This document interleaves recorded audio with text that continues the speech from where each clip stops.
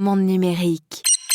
Spécial CES de Las Vegas. Je suis au CES de Las Vegas, édition 2025, et en compagnie de Luc Julia, spécialiste de l'intelligence artificielle, co-créateur de Siri, qu'on ne présente plus évidemment, auteur du livre « L'intelligence artificielle n'existe pas ». Elle n'existe pas, Luc, sauf que on ne parle que de ça cette année encore au CES. Qu'est-ce que ça t'inspire ?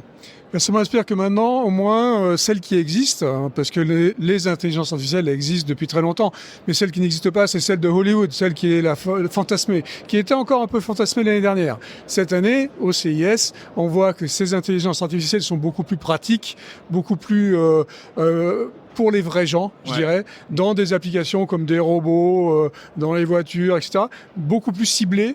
Et donc, du coup, maintenant, l'IA sert vraiment à quelque chose. Et ces IA, là, elles existent. Et on a l'impression que, comme cette IA s'insinue un peu partout, dans des tas d'applications, comme tu le dis, finalement, on se retrouve, en tant qu'utilisateur, à faire de l'IA sans le savoir. Bien sûr, oui, on est comme Monsieur Jourdain avec la poésie. Là. Donc, c'est vrai que on utilise, en fait, ces IA qui sont que des outils depuis...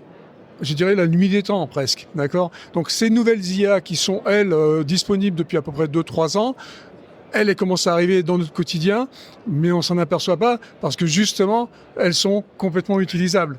Et c'est, tu sais, on dit souvent la meilleure interface, c'est pas d'interface. Et là, on voit que ces IA, si elles sont utilisables, c'est parce que elles sont dans ta caméra, dans ton aspirateur, et tu les vois pas. Et demain, sur nos sites marchands, dans nos voitures, évidemment, dans aussi. Ta télé, etc., etc. Donc, elles sont partout, de plus en plus faciles à utiliser. Ouais. Hein, mais il faut quand même pas oublier qu'elles sont toujours très, très consommatrices d'énergie. Donc ça, il faut quand même le comprendre.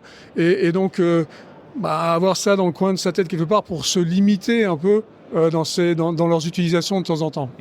Bon, Luc, je voudrais annoncer à mes auditeurs que je suis très heureux parce que tu as accepté qu'on se parle de manière régulière dans Monde Numérique et donc de venir périodiquement, on va dire une fois par mois, pour nous livrer ton point de vue sur un sujet d'actualité. Alors, comme on sait qu'en plus tu as une parole assez libre, hein, il faut pas il faut pas compter sur du politiquement correct avec toi. Je te remercie beaucoup et puis j'imagine qu'il y a déjà plein de choses qui t'inspirent pour les mois qui viennent. Ouais, évidemment, on va parler beaucoup d'IA, parce que c'est ce qui m'intéresse. Et comme on a dit, c'est partout et ça sera encore plus partout dans les mois qui viennent.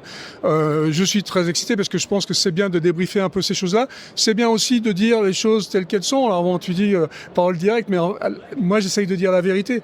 C'est-à-dire que no bullshit, comme on dit souvent. Je pense que c'est très important pour les vrais gens de comprendre ce que c'est pas, et surtout aussi de comprendre quelles sont les limites de l'utilisation. Et on parlait un peu de ces ressources que ces IA prennent. Il faut quand même en avoir conscience pour pouvoir pas complètement faire péter la planète. Donc ça, je pense que ça sera beaucoup de choses que je vais répéter pendant les mois qui viennent.